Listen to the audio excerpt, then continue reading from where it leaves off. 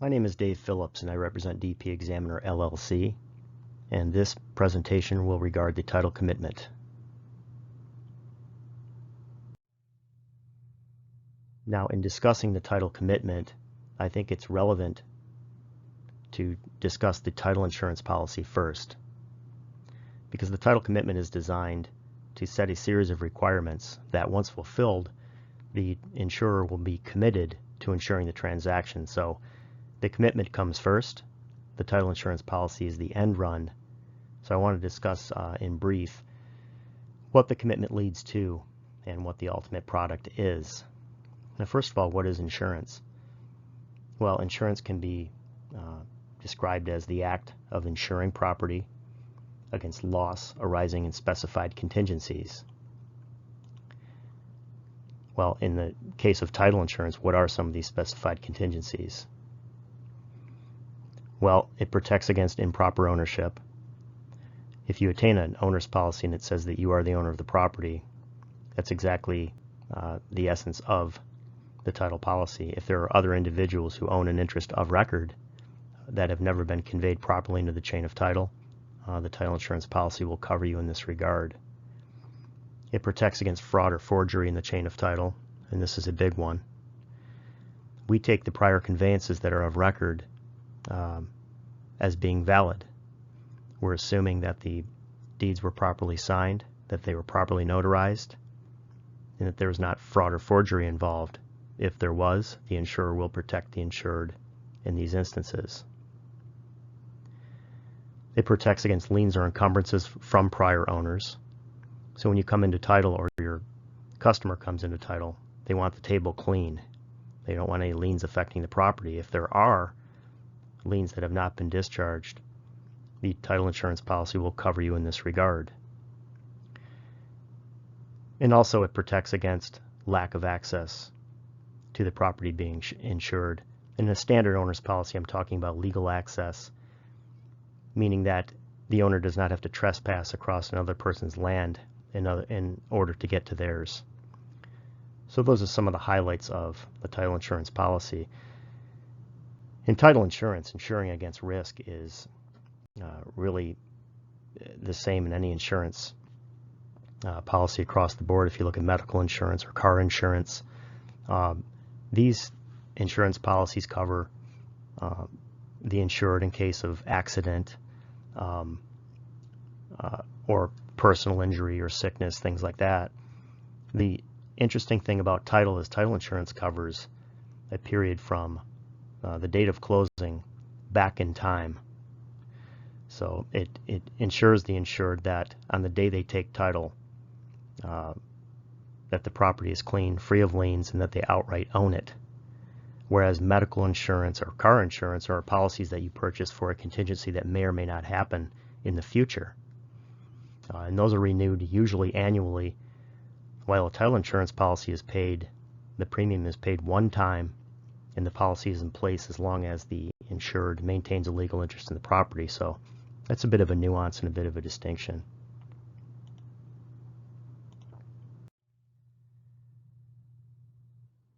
Okay, now I want to get into a discussion of the actual title commitment itself. How does a title commitment come to be? Well, it's compiled from the abstract of title. Now, an abstract of title can be discussed as you're reaching into the public records and you're abstracting the information that's available. That's why it's deemed an abstract of title. So the abstractor for the company will pull all relevant information regarding the property. They will search the taxes. They will search the individuals that have an interest in the property, as well as the buyer in some cases. And these documents will be reflected on the title commitment itself. And the title commitment is the vehicle of communication used by the title examiner. It's the essence of the job of a title examiner to produce this document. Consists of Schedule A, Schedule B1, and Schedule B2. So really you can deem it as 3 schedules. And what the title commitment is trying to do is set a series of requirements that, once fulfilled, will prepare a clean table for the buyer. So you have issues that arise, issues that are spotted by the examiner. They're placed into the title commitment, they're dealt with and cleaned up, and your buyer comes into title with a clean table.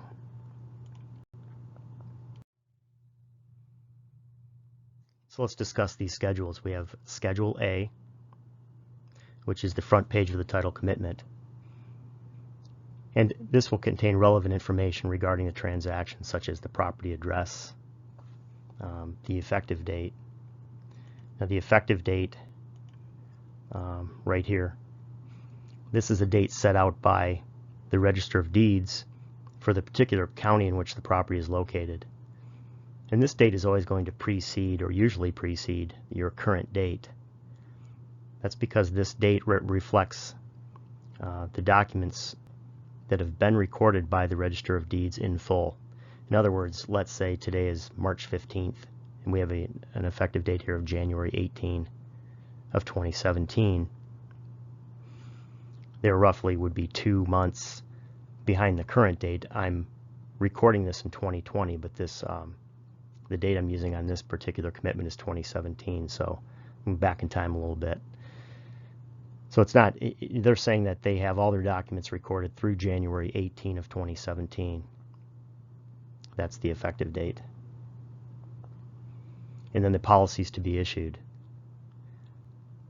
There are 2 standard policies. You have the Alta Owners and the Alta Loan.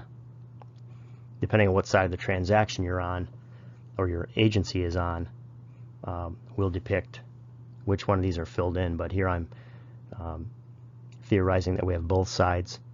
So we're issuing an owner's policy at the end of the day to Tavio and Jackie Ortiz. This would be the insured party on the owner's policy for an amount of $250,000. And then there's the loan policy, $150,000, and the proposed insured here is John Adams Mortgage Company. And of course the borrower would be Tavio and Jackie Ortiz, the new purchasers. So Schedule A, in essence, is the informative schedule. It depicts the property, the effective date, the parties to the transaction. And then we move on next to the legal description.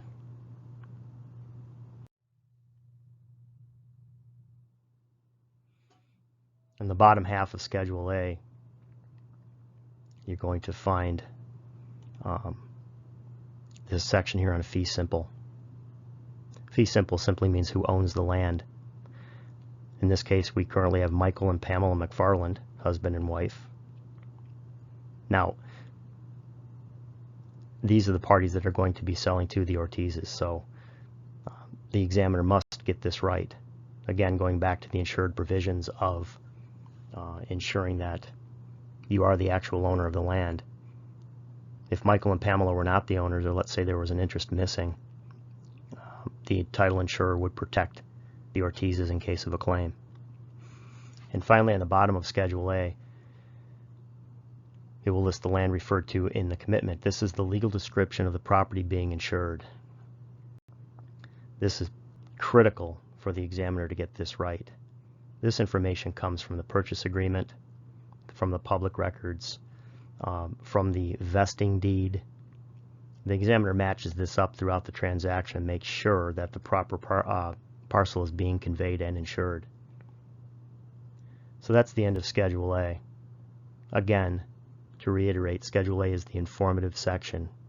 It indicates who the parties of the transaction are, what the amount of the transaction is, the legal description of the land. In this one, in my presentation here, sits in Birmingham, which is in Oakland County. So that's Schedule A. Then we move on into a discussion of Schedule B, Section 1. This is the most important section of the commitment because it's where all the work is done. Schedule B, Section 1 is often referred to as the requirements section. This is the worksheet. It's what the examiner is going to set forth. Requirements that must be fulfilled, and once these requirements are fulfilled, the insurer will be in a position to issue a policy on the transaction. So using our parties in the example, your first couple of requirements are usually going to be pretty cookie cutter. You're asking for a warranty deed from the McFarlands to the Ortizes. This is your deed requirement. And then you would ask for the mortgage to be recorded, executed and recorded from the Ortizes to John Adams Mortgage Company. And this is pretty standard, your deed, mortgage, the concurrent transaction.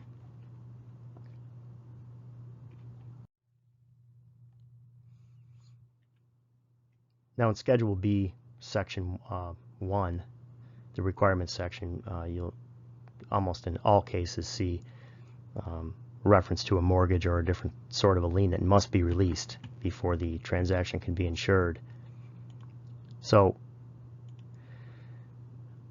what is a lien? The legal dictionary defines a lien as any official claim or charge against property. For a lien to be official, it must materialize in one of three ways: by consent, by judicial determination, or by statute. A consensual lien is most commonly found in the real estate mortgage, where you have the homeowners consenting to the bank placing a lien on the property. That's what the mortgage is. They're granting lien rights. They're granting that mortgage. A lien can arise by judicial determination, commonly found in the judgment of divorce that goes through a legal proceeding, and the judge can award lien rights to one spouse who may have lost the property in the judgment but had been afforded lien rights. And a lien can also arise by statute.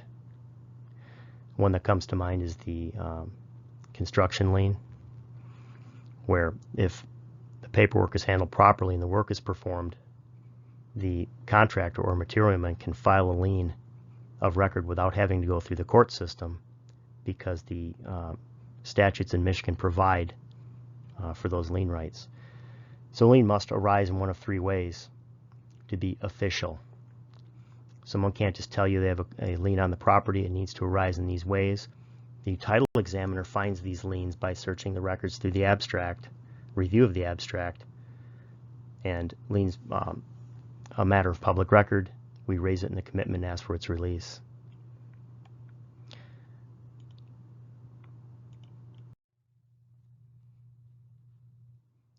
Now the real estate mortgage, usually about in the middle of Schedule B, Section 1, you're going to see a requirements to release a mortgage, or if there are more than one, multiple mortgages. But here you see record discharge of mortgage. I just made these up here, but this is how it would typically be shown. Executed by Michael and Pamela McFarland to AB and Amro. It shows the amount, the date, and this is the recorded date, LIBOR and page. And this is where we found it of record once it's recorded. A document can be executed like May 14 of 05, and let's say that it was never recorded. So in that case, you would have a unperfected lien, meaning it was not placed of public record. In this second example here, record discharge of equity line mortgage, future advance mortgage, it can also be called. It's very common for parties to have more than one mortgage on a property, and so we would reflect it as the second requirement for mortgage discharge. Either way, both of these liens must go away for the new owner, the Ortizes, to come in to title with a clean table. These liens and encumbrances cannot exist. Again, reflecting back to one of the provisions of the title policy, protecting against liens and encumbrances.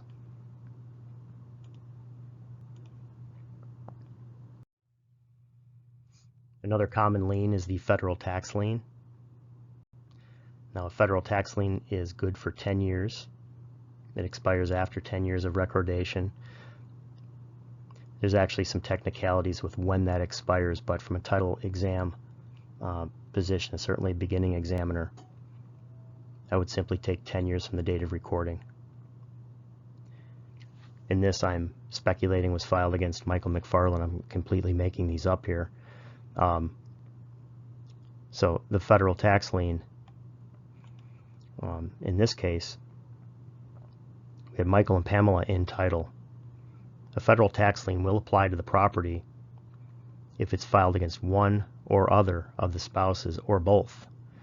So when you see a lien against one of your parties, the sellers, and you verify that it's your party, because the Social Security number will be placed on the lien, and you can usually obtain this from the customer, either disregarding it before it's placed in the commitment or putting it in the commitment, being sure that it's your party. Either way, this must go.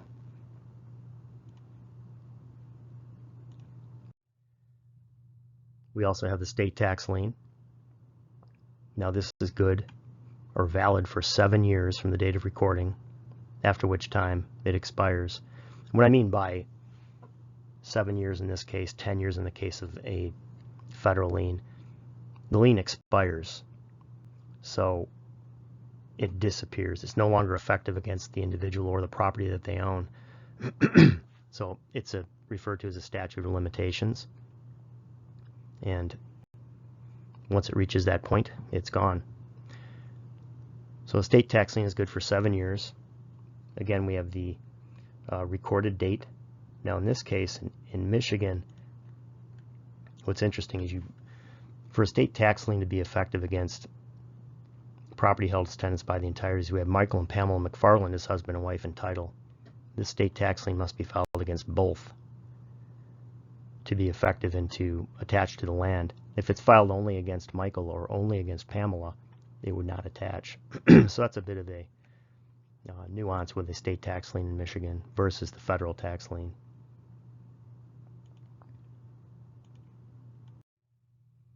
Then we have the judgment lien. The judgment lien is very common after a circuit court proceeding where you have a plaintiff and a defendant. The party that wins will often file a notice of judgment lien against the defendant. These are good for 5 years.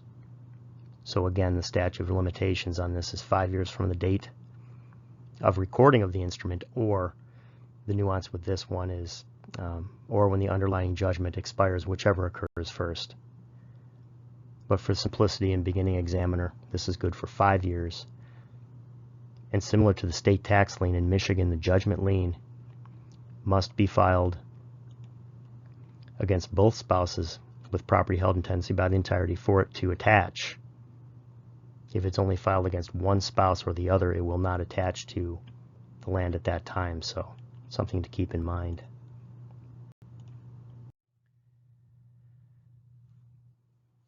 The certificate of forfeiture for non-payment of taxes is another common document. Tax forfeiture and foreclosure is a topic I will discuss more deeply in a particular narration regarding tax foreclosure, but this is a common document found when you have delinquent taxes that are delinquent to the point where the county places a certificate of forfeiture of record. When we see this, we simply need to ask for the certificate of redemption to be recorded, and the county will do this when the delinquent taxes are paid. At this point in your education, it's just enough to know that when you see this of record, there are some significant delinquent tax issues, and it's something that the customer must be made aware of immediately so that they can intercept this before it gets to the level of tax foreclosure.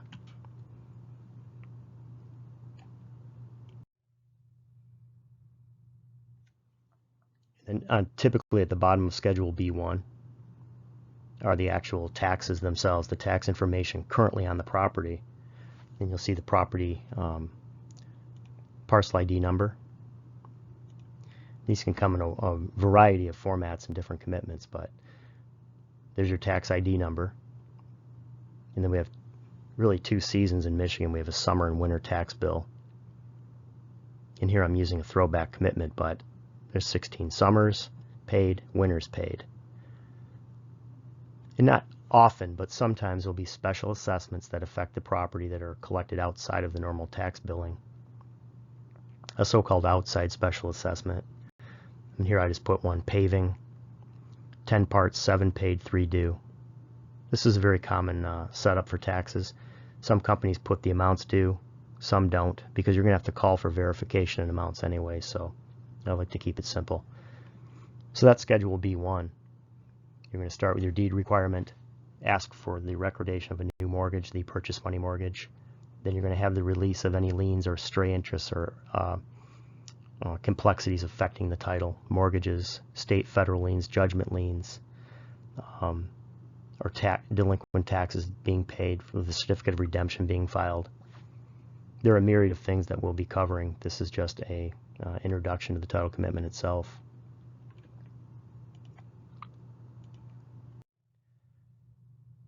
And finally, we move on to Schedule B, Section 2. These are your exceptions from coverage. Now, unlike Schedule B, Section 1, which were requirements that must be met, what the examiner is setting forth in this schedule is a list of exceptions that will exclude coverage on the subsequent policy.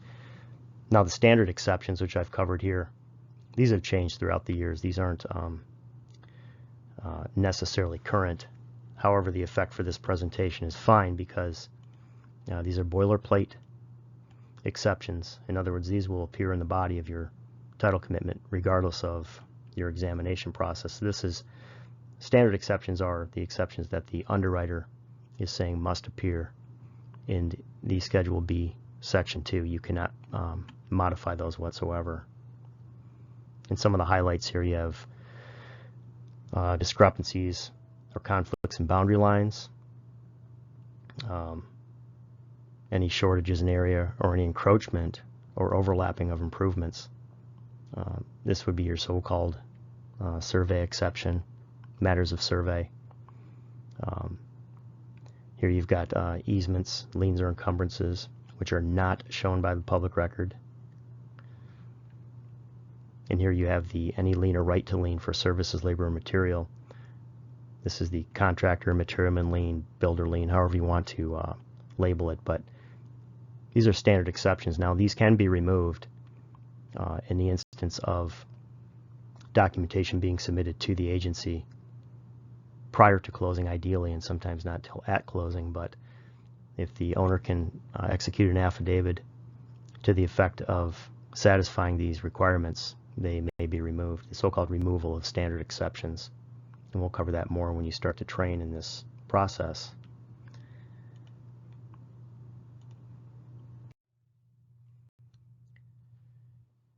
And at the bottom of Schedule B, Section 2 is an area which can be defined as specific exceptions. These are exceptions that you as the examiner will place in the bottom of Schedule B2. These are the ones that a search of the public records discloses. These are very common type of exceptions which I've put in here. The building use restrictions. Almost all subdivisions have building use restrictions. Not all, but most. And here's the library page in which they were recorded in this instance. And if you pulled that up and looked at it, you would see a myriad of restrictions and, in essence, what the homeowners must abide by to live within that subdivision.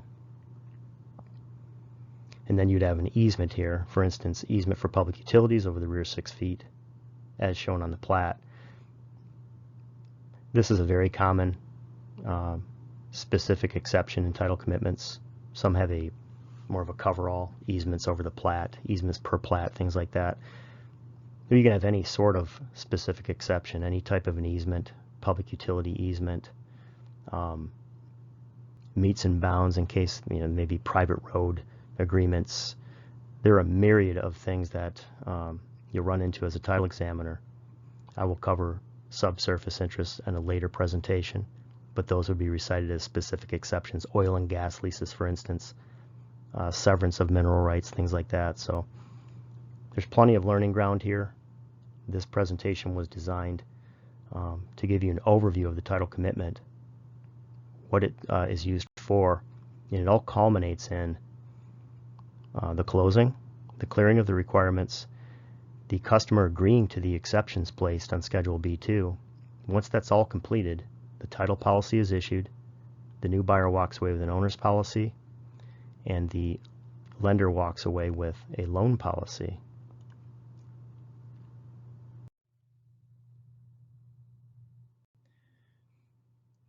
So in summary, the title commitment is designed to ultimately produce marketable title. And marketable title is a concept that is pretty spongy, but it's title reasonably free of doubt. Title reasonably free of doubt. Reasonably free, not perfect title. So what you're doing through the requirements process and through working the files, you're trying to clean up the anomalies, sitting the buyer at a clean table so that they're walking away with a marketable title. And on the title policy end, it insures the buyer in case of a spill. In other words, the homeowner comes in and there's stray interests, non-discharged liens. The policy will cover them. And insures the lender in case of a spill. The lender wants to make sure that their new mortgage, the purchase money mortgage given by the new owners, is in first lien position. That's really the essence there. If it's not, the title policy will step in to cure those defects.